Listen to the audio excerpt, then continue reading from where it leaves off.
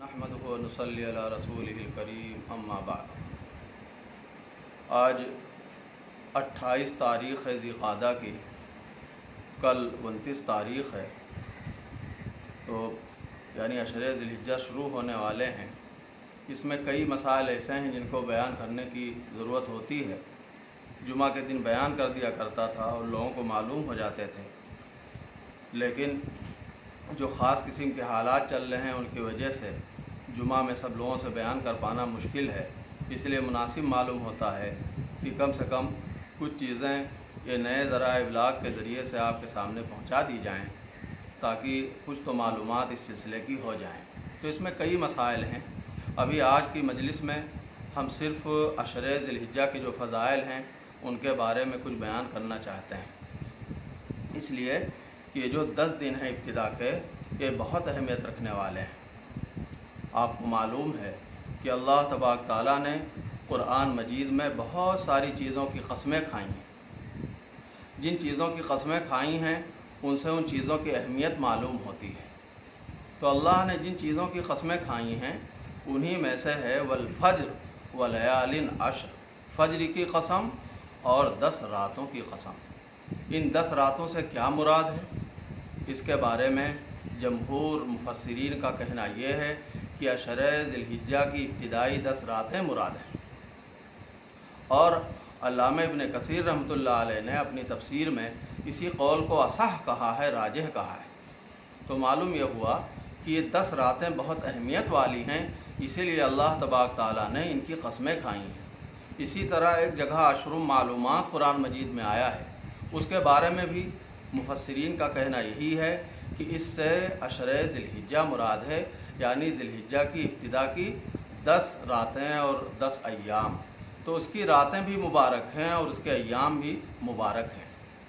और हदीस शरीफ में तो बहुत ही वज़ाहत से इसके बारे में कहा गया।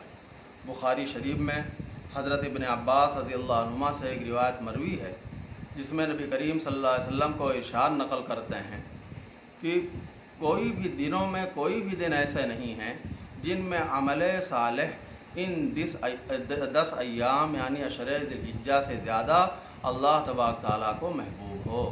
सहाबे किराम ने पूछा, सवाल किया, वलल जिहाद फ़ी सबीलिल्लाह, ए अल्लाह के रसूल, क्या ये 10 अय्याम का जो अमल है वो अल्लाह के रास्ते में जिहाद करने से भी ज़्यादा अफजल है? तो नबी करीम सल्लल्लाहु अलैहि वसल्लम ने इरशाद फरमाया, वलल जिहाद फ़ी सबीलिल्लाह, हाँ, जिहाद से भी ज़्यादा अफजल। फिर आपने एक इस्तिस्ना फरमाया, इल्ला रजुलन खरजा बिनफ्सिही व मालिही, सवाए ये कि कोई शख्स निकला हो अपनी जान और माल को लेकर और फिर दोनों में से किसी को भी लेकर वापस ना आया। तो इससे अंदाज़ा हो जाता है कि इन अय्याम की कितनी ज़्यादा फजीलत है। इन अय्याम में ख़ास तौर से रोज़ा रखने की भी बहुत फजीलत है, सदक़ा करने की भी फजीलत है। जिस तरह रमज़ानुल मुबारक के अय्याम बहुत मुबारक अय्याम हैं, उनमें इंसान एहतमाम करता है, रोज़ा तो रखता ही है फ़र्ज़ होने की वजह से, उसके अलावा सदक़ात का एहतमाम करता है, तिलावत कुरान पाक का एहतमाम करता है, नवाफिल की कसरत कर देता है।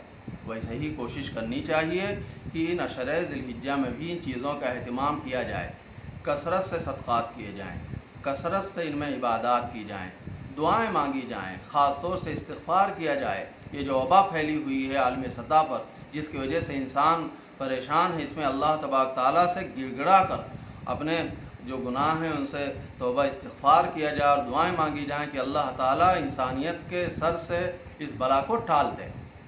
इसके साथ साथ सदक़ात का एहतमाम हो, अगर हो सके तो कुछ नवाफिल का इजाफ़ा हो जाए, जैसे कि रमज़ान में आम तौर से किया जाता है।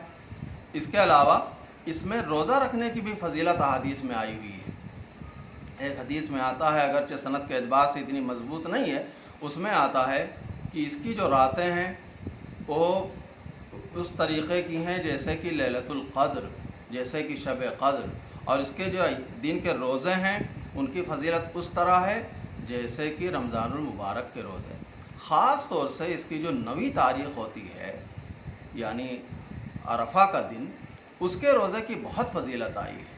वो बिल्कुल सही हदीस है, मुस्लिम शरीफ में मौजूद है, जिसमें हज़रत सल्लल्लाहु अलैहि वसल्लम ने फरमाया कि अरफा के दिन का रोज़ा یہ اتنی فضیلت رکھتا ہے کہ اس کے بارے میں میرا گمان یہ ہے کہ اللہ تبارک تعالیٰ یہ روزہ رکھنے سے گزشتہ 1 سال کے اور آنے والے 1 سال کے گناہوں کو معاف فرما دیتا ہے۔ مسلم شریف کی یہ روایت ہے، ظاہر بات ہے بالکل صحیح روایت ہے۔ تو ان تمام ایام میں روزہ رکھنے کی کوشش کرنی چاہیے، اور خاص طور سے اگر اور دنوں میں نہ ہو سکے تو 9 ذی الحجہ کو یعنی یوم عرفہ کو، اور 9 تاریخ اعتبار کس اعتبار سے ہوگا؟ جہاں آدمی ہے وہاں کے اعتبار سے جب 9ویں تاریخ ہو تو اس کا اعتبار ہوگا۔ شروع میں نے عرض کیا کہ آج 28 تاریخ ہے ذی القعدہ کی، کل 29 تاریخ ہے، ہو سکتا ہے کہ کل ہی چاند نکل آئے۔ تو ایک بات اور اسی مجلس میں کہہ دینا مناسب معلوم ہوتا ہے کہ دیکھیے، جس کا ارادہ قربانی کرانے کا ہو، چاہے اس کے اوپر واجب ہو چاہے واجب نہ ہو، اگر قربانی کرانے کا ارادہ ہے تو اس کو چاہیے کہ پہلے ہی سے تیاری کر لے، بال کٹوانے ہو تو کٹوا لے، ناخن وغیرہ ترشوانے ہو تو ترشوا لے، اس لیے کہ حضرت صلی اللہ علیہ وسلم نے ارشاد فرمایا کہ جس کا ارادہ قربانی کرنے کا ہو، حضرت ام سلمہ کی حدیث ہے، حضرت صلی اللہ علیہ وسلم فرمایا جس کا ارادہ قربانی کرنے کا ہو تو نہ تو وہ اپنے بالوں کو ترشوائے اور نہ تو اپنے ناخن ترشوائے۔ تو چونکہ کل ذی القعدہ کی آخری تاریخ ہو سکتی ہے، ممکن ہے ایسا، لہذا کل ہی اس کے لیے تیار ہو جانا چاہیے، اس کا اہتمام کرنا چاہیے۔ اگرچہ یہ افضل عمل ہے، کوئی لازم نہیں ہے، ضروری نہیں ہے بالوں کو ترشانے سے رکنا، لیکن بہرحال ایک افضل عمل ہے، تو اس کو میں نے عرض کر دیا۔ جہاں تک قربانی کے مسائل کا تعلق ہے، کس طرح کے جانور ہونے چاہیے، کس کے اوپر قربانی واجب ہوتی ہے، انشاءاللہ دوسری مجلس میں اس کے بارے میں عرض کیا جائے گا۔ وآخر دعوانا الحمدللہ رب العالمین۔